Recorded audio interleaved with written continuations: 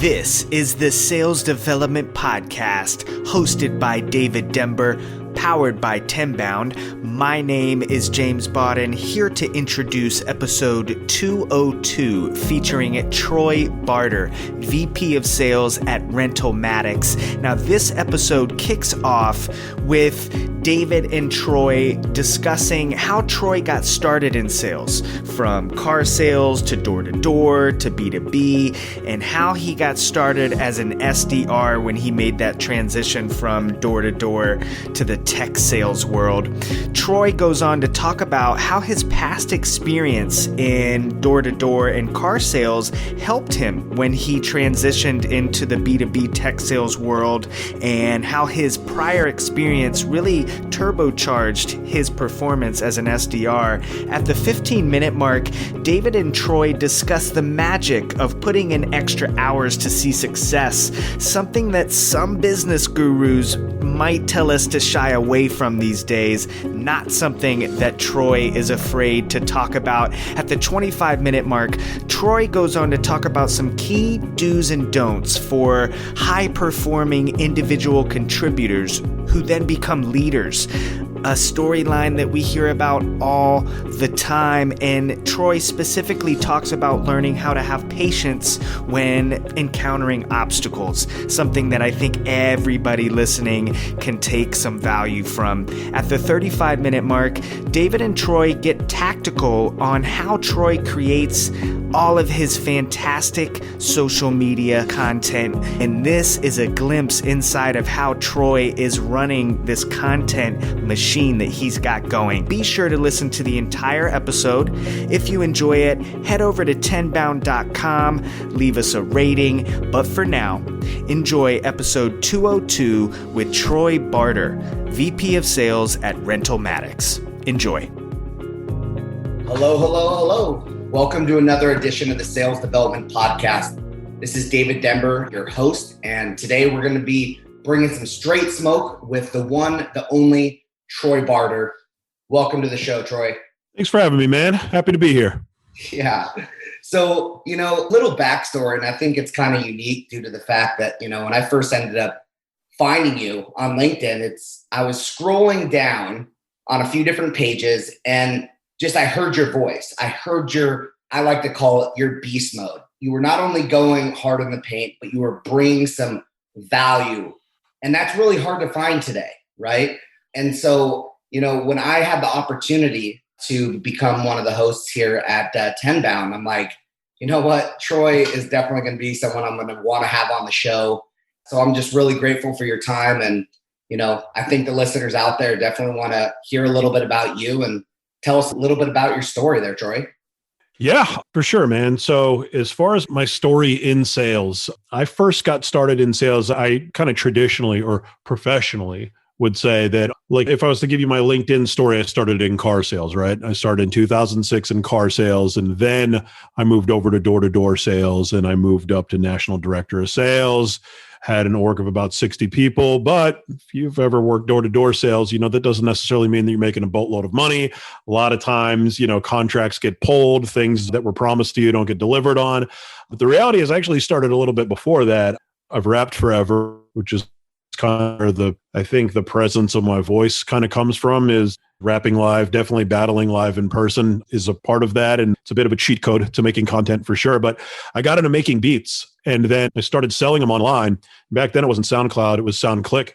And I would hop in and be like, oh, shit, everyone's email is available on here. I could pull, this is probably 2003, maybe 2004. I could get everybody's email and I could just send them out and tell them how much I like their music. I did not listen to it. I'm sending this out to hundreds of people, but like how great it is, how I'd love to collaborate with them and how I can offer them a discount on beats, whether semi-exclusive or not.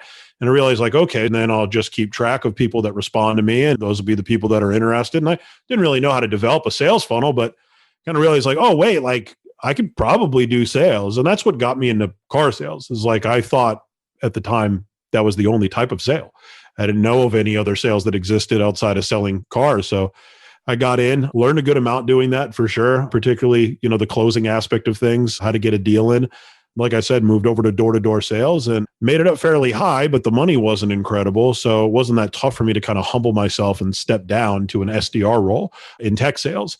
The way I always relate it when I got into tech sales is kind of like, if you've ever seen the movie Slumdog Millionaire, he happens to be sitting there and he knows all of the answers based on his life experience. Like, it's just a fortunate, coincidence that he happened to know it all already. And when I got in there and they gave me a script, it was like, oh, you guys are doing an option close, just like we do in the car business, just like we do in door to door to get in the door. It's the same. Like, when would be the best time for you to take a look at this, later today or tomorrow? And I was like, okay, yeah, I know exactly how to do that. But they didn't know how to do that. They have the script, but they didn't realize what they had.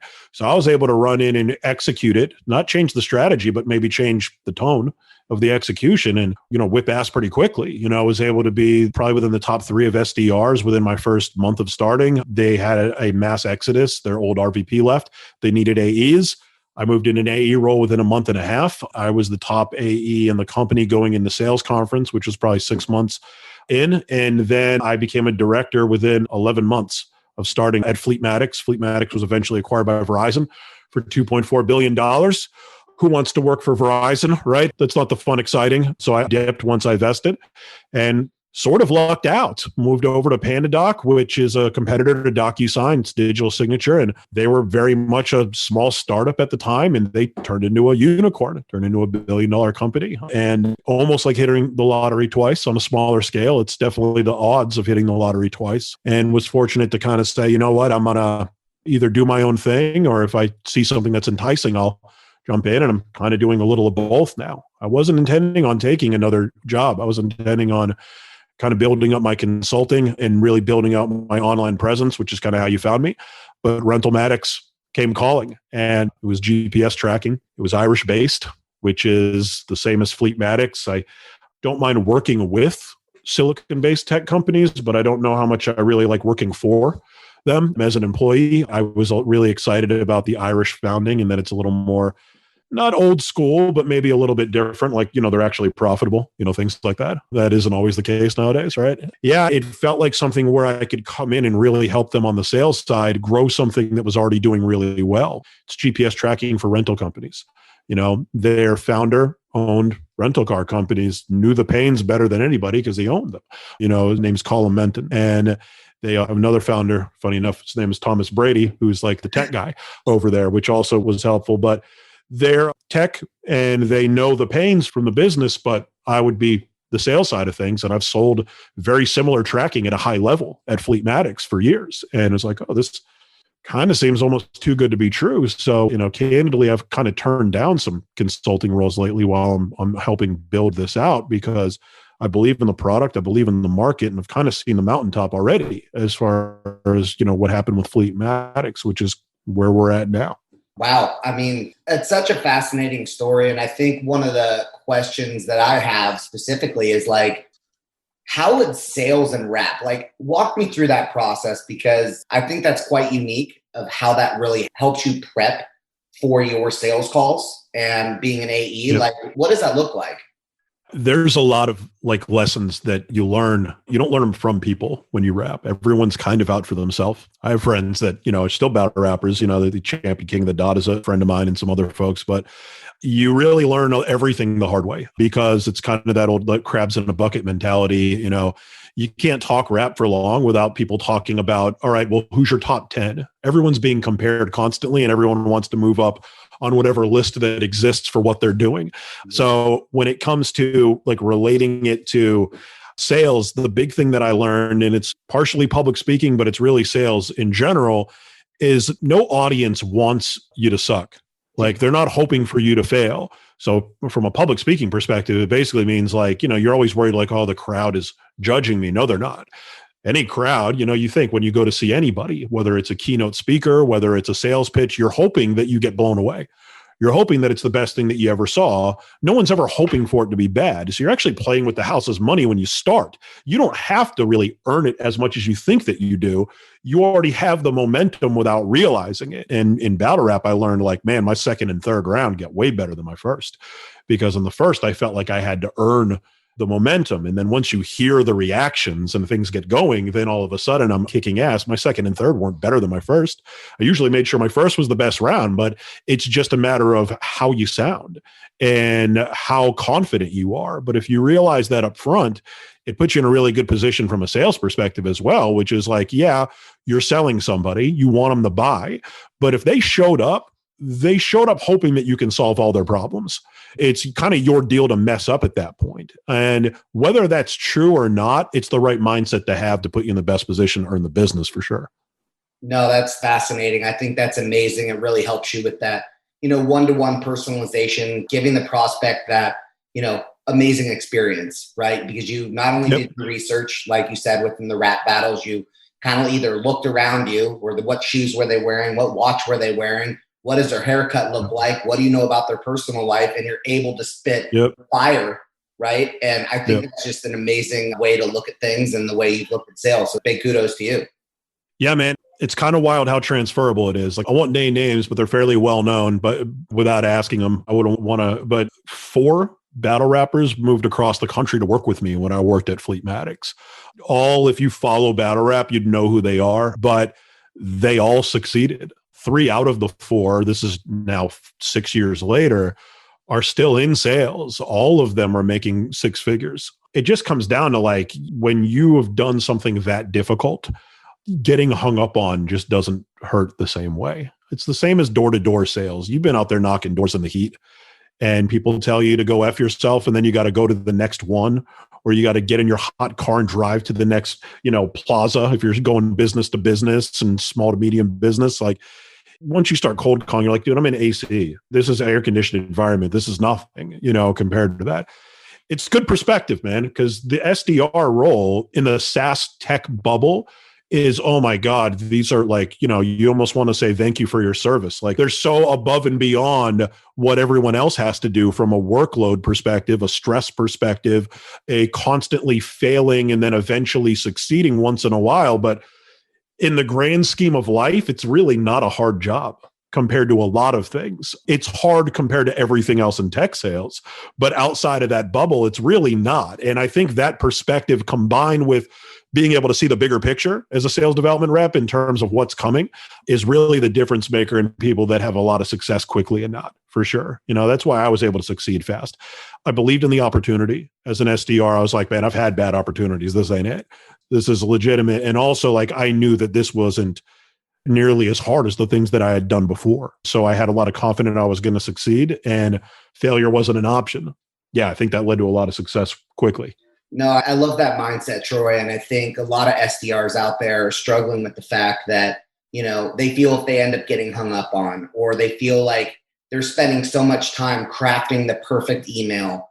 Like, what advice for the SDRs that are listening today where you could be, really help them compartmentalize the day-to-day and really how they can, perfect their craft? So I like to give this advice now that I don't manage SDRs. At least I don't right now, because the advice that's the actual practical advice and the advice that a manager will give you are 2 different things, because there's advice that a manager can't give you, or else they're leaving themselves open to lawsuits and things like that. But the reality is this: if you're an SDR, you want to succeed as much as you possibly can. During calling hours, during prospecting hours, when you can get a hold of somebody, either email or on the phone, you maximize that time with getting a hold of them. Everything else, as much as you can, you should be doing outside of those calling hours. So what does that mean? Well, you can't really recommend that if you're a manager of an SDR, because what you're telling them is you want them to work after hours and your company might not pay them overtime. So no one's ever going to recommend that, right? Because you can get sued. Trust me. I know you can. Off of the smallest comment, it can turn into something enormous, where you had no ill will or ill intentions. You just wanted to give people the recipe that worked for you. But the reality is, if you want to move up, if you're like, well, I'm not going to do that stuff after hours if the company isn't going to pay me the overtime. It's like you are a stone's throw away from 6-figure opportunities kind of forever.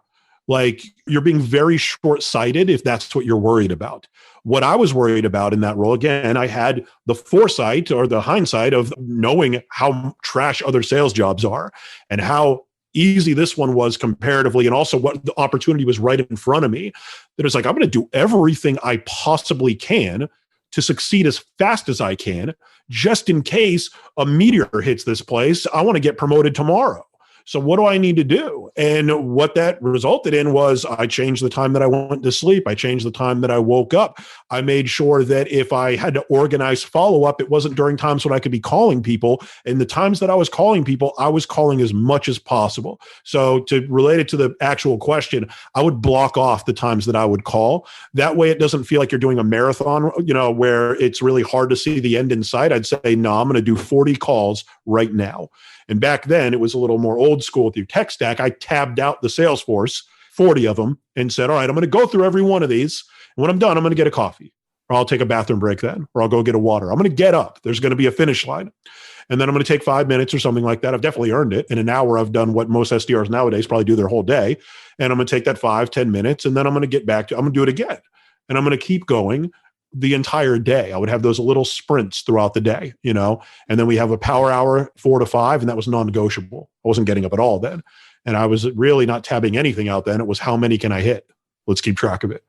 The most I had done in a day, I think, was like 300 dials, which were manual. This was not on a dialer or anything like that. And it was off of paper list, so it's a little bit faster, but you're manually dialing the numbers at the end of the day. That's the best advice that I can give SDRs. And I really like to give it out now, because when I'm managing them, I can't give it to them. But it's the best advice possible. Someone that has no dog in the fight and only wants you to succeed, that's the best advice I can give them. Take advantage of the fact that no one's going to tell your peers to do that, and you can whip their ass, in a positive team way, but it is a bit of a competition, right? You're still friends with them. Larry Bird and Magic Johnson were friends, but you're still able to take advantage of the fact that companies are not going to give you the best advice that you can get, because it leaves them vulnerable. No, I totally agree with that. I've actually run into that myself where, management is saying, hey, clock in, clock out at this time, no more than 8 hours in a day. Yep. The manager is really saying, hey, still go beast mode, because the manager is ultimately getting, commission off their efforts, but they can't. There's that legal aspect, which I totally understand. But it's like, what's the saying there, Troy, about the people that, work after hours, working in the dark is really where the magic happens. I mean, there's a specific saying. Yeah. But and it's definitely not the flavor of the year, right? Like, you go on LinkedIn now. It's why I kind of like TikTok a bit, but I like LinkedIn too. But, you go on LinkedIn and it's Gary V. Empathy is delicious. Like, you shouldn't work any more, that you should work less hours. Actually, we should be looking into taking that Friday off. And to me, it's like, cool, if that works for you and it matches your goals and it's fulfilling to you and you can get the job done, by all means. If you are one of those old school hustlers, though, and you want more, and that's your goals, you can take advantage of those people that are doing that. And both can be fine, right? They can both live within the same world. But the reality is, like, not everyone is going to lean on that new LinkedIn. We don't have to work that hard. We shouldn't have to work that hard. There will always be people that'll say, wait a minute, I can outwork them and I can beat them. And sales is still a production industry. It's based on your performance. It's performance based. So I can go ahead and take advantage of that. And there'll always be someone like me to explain to them how to do it that did it as well, and maybe I'm just, one of many, it is what it is, but I'm going to keep doing it, man. No, and I totally respect that. And we dug in a little bit about the phone call. Now, talk to me a little bit about like the multi-thread approach. And so like what I mean by that is, in your mind, cold calling is not dead, correct? I mean, was that fair to say? Yeah, it'll never die. The only people that say that it's dead either don't like to cold call, they don't like to get cold calls, or they're from marketing, so they don't want to be replaced by cold calls. Right. It's one of three. I totally get that. I'm a firm believer personally in cold calls, but also mixing it in with, LinkedIn, voicemail, email, the multi-thread approach. Like, walk me through like how you would not only call somebody, but let's say they don't pick up. Do you hang up, then call back, and then leave a voicemail for an action? Like, kind of walk me through those steps in your mind, how you kind of go through that. So what I've seen lately, and I tend to agree with it based on my experience when I'm cold calling, is that you never expect to get anything off of a voicemail other than the fact that you can leverage it. That's really all that voicemail is. I think, and if it's not him, I keep giving him credit for it, and hopefully I'm not, wrecking it, but his approach. But Morgan Ingram, I think, says when it comes to the voicemail, because a lot of times you're reaching people's mobile number nowadays, and it's a great approach, ups your connect rate. Most people don't listen to that voicemail. Most people might read the text on it. So make sure that when you're leaving that voicemail, it's something that's digestible in text form. I might take it a slight step a little bit further and say, like, what's the biggest joke when it comes to texting? Like, your significant other, you're in trouble if they send you that wall of text and no one wants to read it, right? So if you're leaving a long voicemail, it kind of looks the same way. It should be succinct, quick, to the point, and the reality is you're probably getting nothing off of that. But cold calling doesn't feel like cold calling as much if you're leveraging a past attempt to connect with them. So if you say, hey, I was calling, I don't know if you got a voicemail that I left you a couple of days ago, all of a sudden that's slightly less of a cold call because you already left a voicemail. It sounds weird, but it is. And I've had people that they'll interact with something on LinkedIn and then they'll reach out to me and say, hey, I don't know if you saw I commented on something. And I feel like they're less of a cold call already. Like I have some level of odd familiarity with them, even if I don't. And that's also what a lot of email does. Email doesn't have the most fantastic conversion rates, but then when you call, you can reference the email. And the second email generally has a better conversion rate than the first one. And you don't even really have to be creative. You can kind of bump it. And that approach seems to work really well. Jed Marley, that's what he recommends to me when I hit him up and he's like, what do you do in the second email? Do you do the bump approach? And he's like, yeah, that feels like what's getting the best response. LinkedIn, to me, it's just, you don't pitch slap for sure. You don't connect and pitch right away. Whenever I get those, I don't pay attention to them, even if it's something that I need, because I just don't respect the process as a salesperson. You got to come better than that. You have options. You have audio. You've got video as an option. Those get phenomenal response rates. When people reach out to me, which a lot of them kind of do now about the content that I'm putting out, I almost always try to respond in either audio or video. I'm not trying to convert them on anything. I just feel like if they took the time to say something nice to me, then it's kind of cool to personalize it. But from an outreach perspective, it's the same concept. If someone sends me a video, I play it every time. If I get an email, I usually don't make it past a line or two, so it's a solid approach, but it's a mix of everything. Where are you going to actually get your conversions on? Where is the rubber meet the road? It's the phone. The goal with all of your other touch points should be to get them onto the phone. It should not be to replace the phone. I see people on email and they're like, yep, I almost got this one. I just got to qualify it. Couple more emails back and forth. I'll have this booked in 5 days. You can have that done in 5 minutes on the phone. Why aren't you just getting them on the phone? Their number's in their signature. You haven't tried to call them once? Like, what are we talking about? If you have to do it on email, great, but you should be at least making attempts. It's going to speed your process up. And the reality is you're going to get better context than you'll ever get on text. No, for sure. I think back to Gary Vee for a second that's a soft skill that you have, Troy, is that, showing the respect to somebody that reached out to you by sending a voice message back. Not a lot of people do that. So good on you for that. And so that definitely a soft skill there. But, one of the things that I continue to think about when people, personally come to me and ask for advice, and this is something I think that I can ask to you and for our listeners, is what are those things what are those failures, right? People don't talk a lot about, they talk about, hey, look I did this and I did this, but no one talks about where the struggles were. So can you walk me through some of the struggles early on in your career, and maybe it can motivate, some SDRs moving forward? Yeah. I kind of alluded to one, which is the advice that I can give now that I wouldn't give as a manager. Long story short, I did give that advice as a manager coming from door-to-door sales. Hourly rate, what are we talking about? It's commission only. You tell them to send a Sunday email and you send a Sunday email. It takes 10 minutes, no big deal. You tell somebody to send a Sunday email and you work for $1 billion company, that gets a different reaction, and that was a massive mistake that was actually well-intentioned in reality. So it's kind of hard to really derive a lesson from that, because outside of the fact that you should kind of know what's procedural and how to protect yourself from a legal perspective. Yeah. I wouldn't change what I did in reality if it wasn't for that. I still think that it was the right advice. One thing I can definitely say from a leadership perspective where I absolutely fell on my face. I won't name the company, and you actually won't find it on my LinkedIn. It's the beauty of LinkedIn is that you get to decide what's on there and what's not. But worked for a company. This was not extraordinarily long ago. And I came in. This is the first time that I didn't come in to fix a problem that already existed. I came in and they already had a team, and their team was based on their plan, was whipping ass. And the first thing I saw was my target was twice as much as my team's target put together. And I was like, that's odd. That's generally the opposite. Usually you're belted and suspended and everything like that. And I saw a million things that they were doing that needed to be fixed quickly. And I'll give you an example. When an inbound came in, their philosophy was they never called, they emailed. And they may get to that email in 48 hours, 72, it might be a bit. And I couldn't help myself but to try to fix those things quickly. I think this is where people can fail as a leader. If you were a really high level individual contributor, which I was, is you see a problem, you want to fix that problem right away. As a leader, you stepped into their house. You're kind of a guest still, whether or not you're on the lease or you're a roommate. And it's the old John Maxwell, they don't care how much you know until they know how much you care.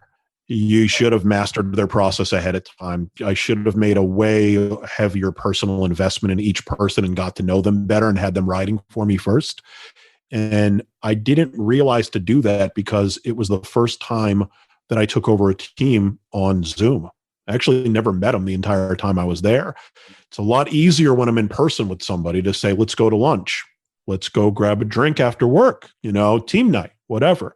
And I think that I have a personality where if we go out and have lunch or have a drink, people can kind of get to realize quickly that I'm invested in them and I care, but it's hard to translate that to Zoom. And I think the lesson is I should have taken a lot more time with those reps before trying to change anything. I probably should have taken a quarter or two. I should have taken my own advice, which is that, results are actually secondary to your success in sales.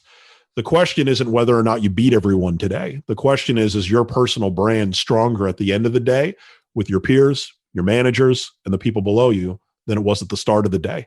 And if the answer is yes, you'll win long term. And that doesn't always mean that you had the best results. Results are part of it. It's definitely a part of your brand. It's a big part of your brand if you're in sales and you carry a number, but it's beyond, not the only part. That's something that I had to learn where it's like, man, I just want results quick. I want to deliver. But when you're a manager and you get in there, depending on the scenario, how fast you deliver the results is secondary to whether or not you laid the groundwork to be able to consistently deliver those results with the people that, you're leading now. I know it's a long answer, but I'd say that's one of my larger failures. And I mean, candidly, that was pretty recently. That was not a long time ago. Yeah, man, I'd say you just invest in your people and really care about them and get to know them and make sure that they care a little bit about you before you leap into making changes, or else it's going to be met with a brick wall, whether or not you're right. Being right is secondary too.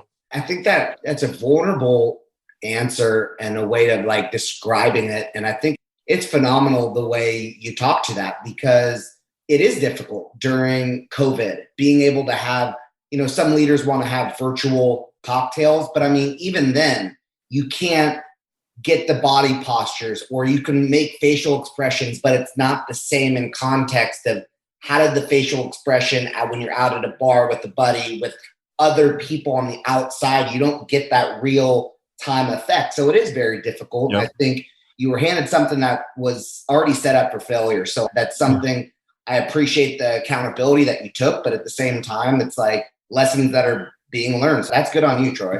Funny what you said, man. That actually reminded me of a second part of it that I do actually blame myself for as well, which is a lot of that was partially out of my control. The team was definitely a bunch of prima donnas that thought they were better than they really were, and they weren't doing the right thing, and their number was wildly lower than it should have been.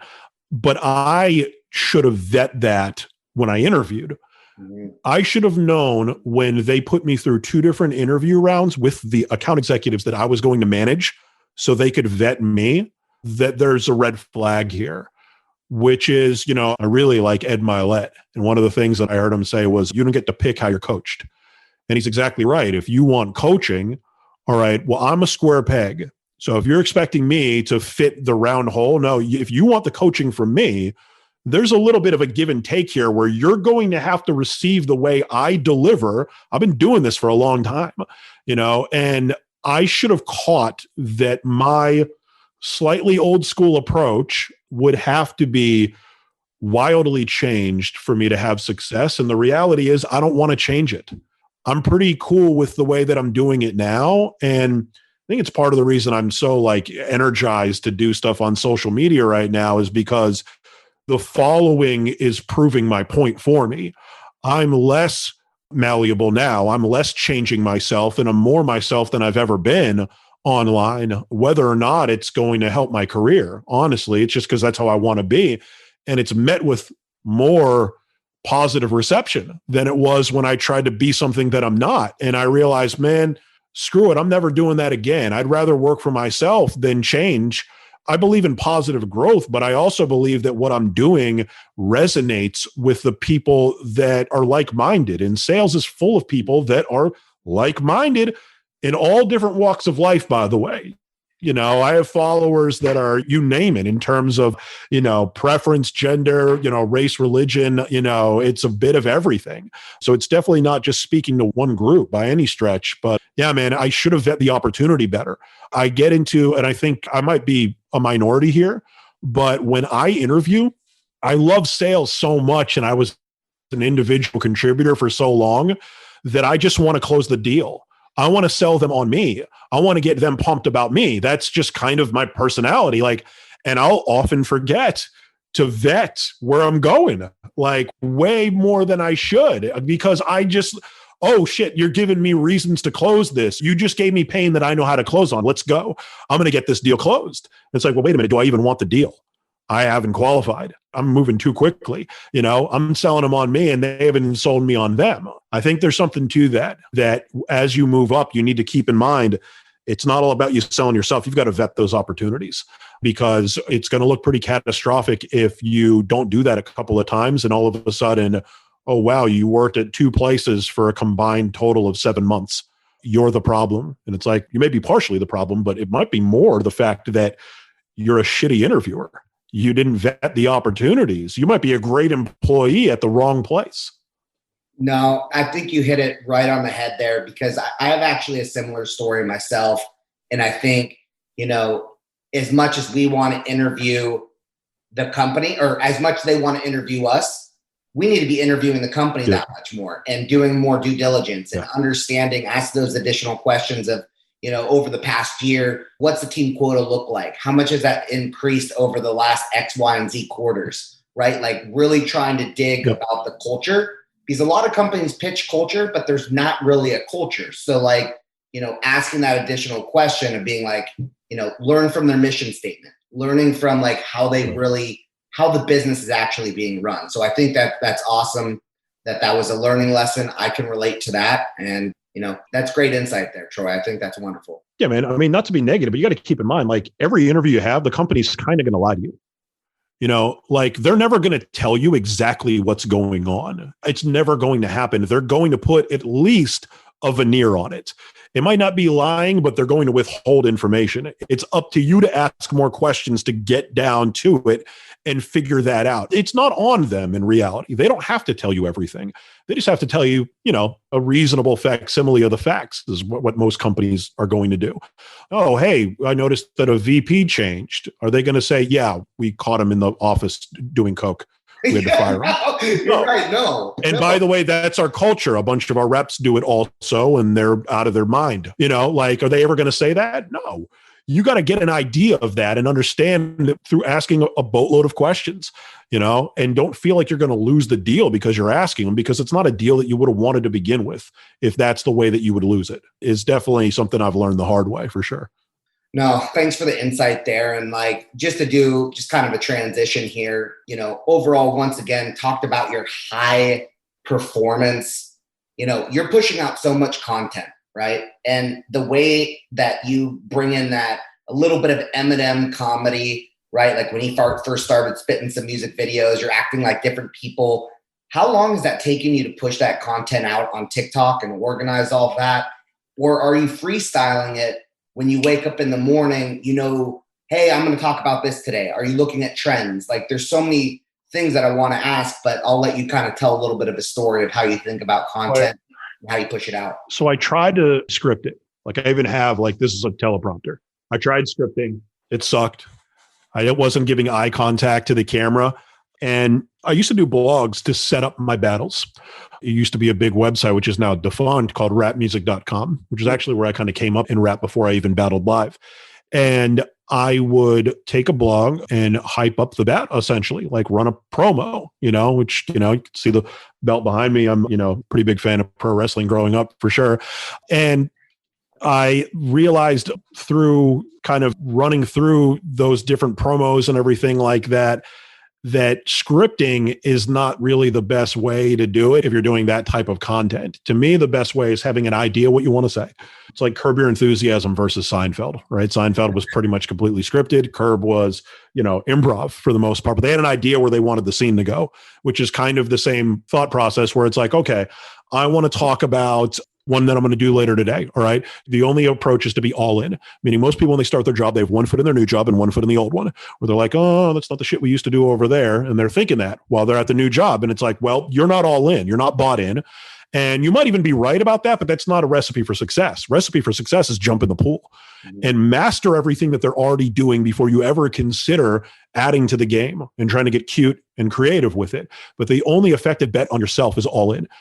So if you're half in and you're half out, you're going to get zero results compared to what you could get, but that's just an idea. Right. And then I just get in there and I just, I'll record part of it. I'll have an idea of it. And then like, oh, that was okay. We'll do it again. And it might take for me to do a minute long. It might take me 10 to 15 minutes to actually record it because I keep recording and then stopping it. And then I'll do another one and then I'll keep going. It's part of the reason why there's so many cuts.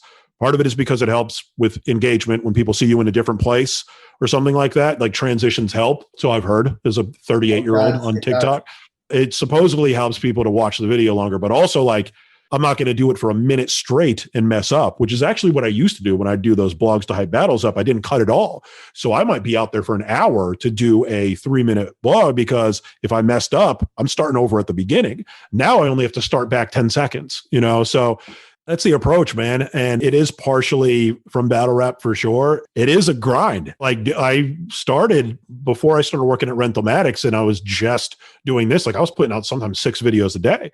Now I put out 1 a day. And even sometimes, like I said, like I should already have that one done, but I had too much stuff to do, like where I'm going to have to just do that. I'll figure out a way to be able to do that one. It's easy for me now. And I said this in a video because like, dude, I get like 10, 20 messages a day from people saying how much they like it. So like, that's really motivating. Like of like, oh, well, shit. Like this is, they're getting a return off of what I'm doing. If you've been in sales long enough, it is not a thankless job, but sometimes it can feel pretty close to it, where my goal when putting out that content was like, man, I feel like I know all this stuff. I feel like I know how to motivate people. And I just feel like none of it's out there. No one knows. Unless I managed you, you have no clue. Like, it's like, I just want it out there. I want my flag in the ground of like, yeah, I've got all this. Like I can help motivate and I can, help people learn a bit and kind of go through an easier path than I had as well. So yeah, man, again, long-winded answer, which is probably why I'm better suited for what I do now than probably sales, because I am long-winded and like to talk for sure. That's one thing I admire about you because you have so many golden nuggets. I mean, I know we discussed a lot of things today, but you're one of the realest guys I know. You say it like other people won't say the things that are, on the table. So like best analogy, and you might not like the analogy, but that resonates with me is like, you're the Stephen A. Smith of sales. You get passionate. You say what others might not. Same thing with like Eminem when he first came up. I know you liked him early on, where you agreed with Chronic and you liked that album, maybe not so much today, but overall, like you're saying the things no one else is wanting to say. That's something I admire about you. It's something to keep in mind, especially for people that like, they live on LinkedIn. SaaS tech sales is an echo chamber and a bubble. LinkedIn is also that. So you will find 15 different well-followed influencers, thought leaders, kind of saying the same thing, or it's the same vibe. And if you don't leave LinkedIn, you're going to get a feeling that like, that's kind of the only way that you're able to be. It curtailed my rap career. I got into underground hip hop and like, I just wanted to be like them. And it's like, all right, well, like you realize that that's cool, but they're not moving any units, and it's kind of the same with LinkedIn. Like a few of them are, but like, and then you look at the people that same vibe would hate, right? What's Grant Cardone doing? I don't know, millions of followers, right? Yeah, but I don't like all of his stuff. Shitload of people do though. A lot of them do. In fact, a lot more than the guy that you like or the gal that you like. So why is that? Well, he might be a little more rough around the edges sometimes, might be willing to say something that the other one's not willing to say. It might be a harsh reality that their audience doesn't want to hear. Brad Lee, I think, is similar, where it's like, man, you hear some of his stuff and it's like, man, this is really self-serving. I don't even know if I believe that this story actually happened. Man, it sounded cool how he said it though. And it's a different, it's accountability, and it's something that feels like people are trying to shave the edges off of, but it's pretty easy to look at the market and see that the demand is there and it's not going anywhere also, and I think that's part of the approach is I realize I don't have to be something that I'm not. It's cool to grow as a person, but it's also cool to be yourself. And if you can do both of those, that's generally the people that whip the most ass, in my opinion. And it's the ones that I follow for sure. You've heard it first. I mean, we got Troy Barter. Thank you so much for joining us today, and want to give you a second. If you're not following Troy, you're missing out. He obviously drops some of the hottest sales tips within the LinkedIn community and TikTok. But Troy, if you want to have a couple drops, this is your time. Yeah, for sure. If you want to connect with me on LinkedIn, you can always reach out to me. That's easier than TikTok. I accept every connection. Just Troy Barter, you can connect with me.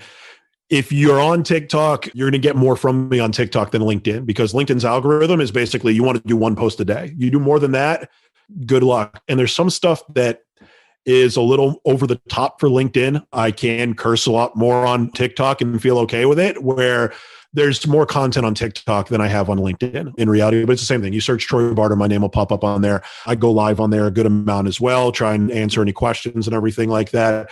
And feel free to reach out. If you've got a specific question, I try to answer it within the day. I get a lot of them lately, but yeah, I'm down to help. That's what I'm here for. And if you're enjoying what I'm doing, I feel like I probably don't actually owe it to you, but I feel like I owe it to you to help you out if you have a question. So just hit me up.